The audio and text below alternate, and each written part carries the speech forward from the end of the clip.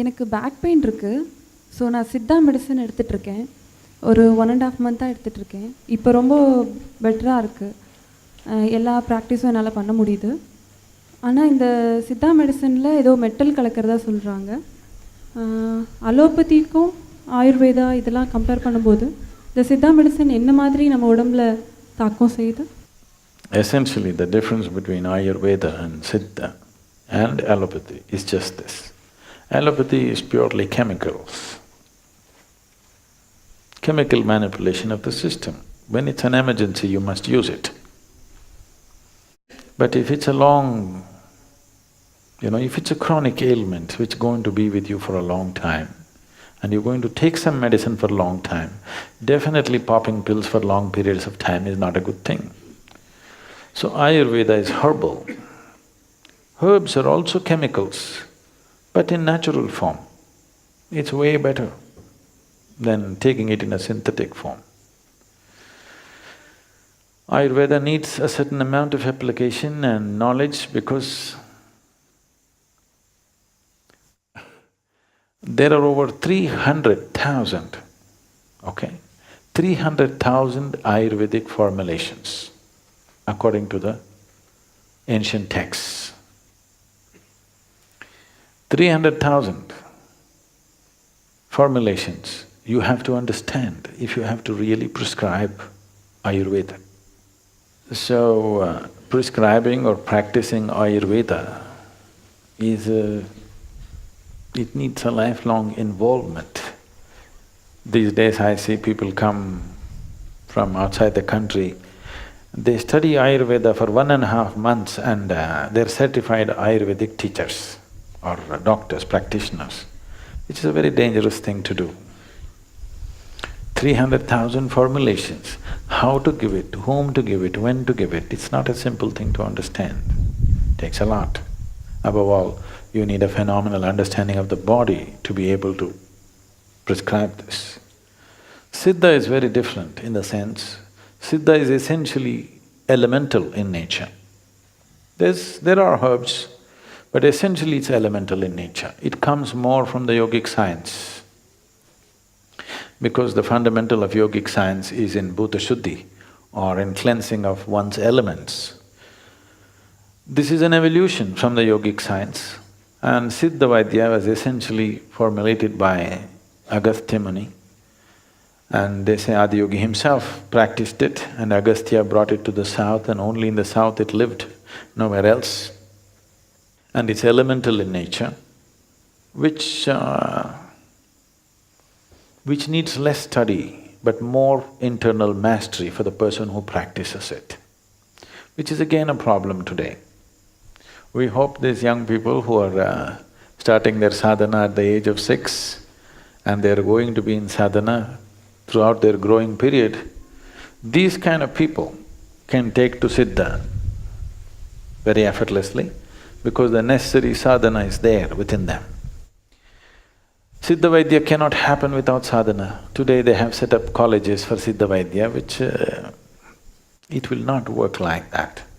They're picking up bits and pieces from the text and trying to practice that. Quackery, Siddha quackery is happening. Siddha Vaidya is not happening because Siddha Vaidya has to be practiced by a Siddha. It is a Siddha who can practice Siddha Vaidya. Siddha means an established one who is firmly established within himself, because it's elemental in nature. Because it's elemental, it's not really a medicine as such.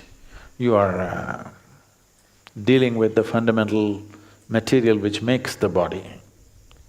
You're not trying to infuse some other medicine into it. So usage of metals is very much prevalent in Siddha. I know the Western medicine will immediately brand it as nonsense, but in Siddha, all the things that you consider as poisonous are used as a part of their medicine. 9 deadly poisons, you heard of Navapashana. All the 9 deadly poisons are used as medicine.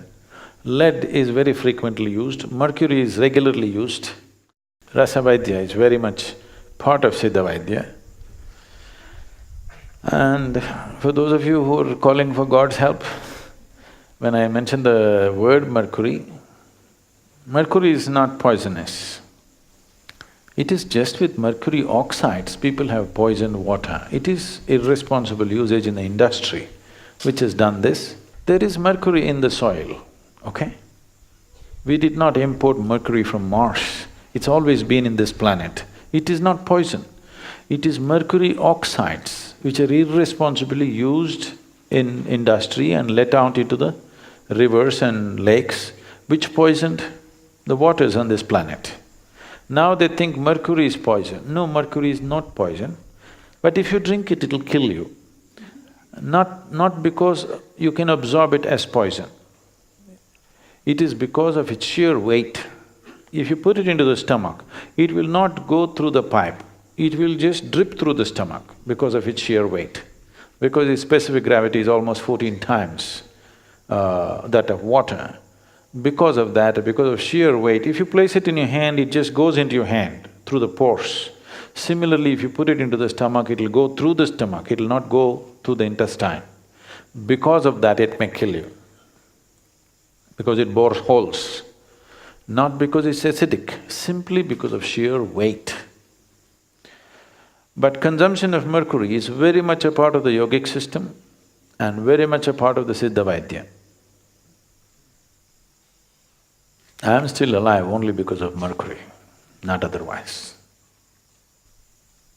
So, Siddha is a very completely different kind of medicine system than anything that you will find on the planet, but it needs a Siddha to give Siddha medicine. If you are not established, if you can't hold the mercury, you don't give mercury to somebody else. Yogic system has always used mercury. Mercury and yogis are always together. You cannot… Even you will see, traveling yogis will carry a little bit of mercury with them always. If not in liquid form, in solid form, solidified mercury, people do practices, keeping it in their mouth and doing things and whatever. There are various aspects to it. Nobody try that here, okay? We don't want you dead. It's not just bad things that kill you, good things that you're not ready for can kill you.